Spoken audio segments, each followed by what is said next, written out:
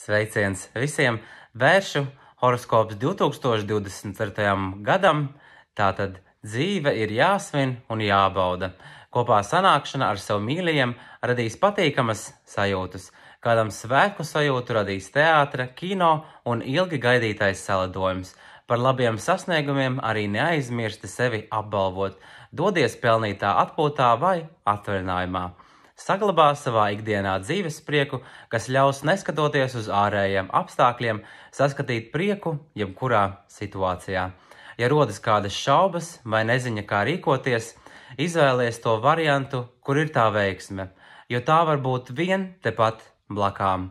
Tik atliek noņemt saulesbrilles un ieraudzīsi, kad apkārt ir tas, kas raisīs tevī labās sajūtas. Lai vairāk šogad ir svētku sajūtas un atrast savu laimes hormonu.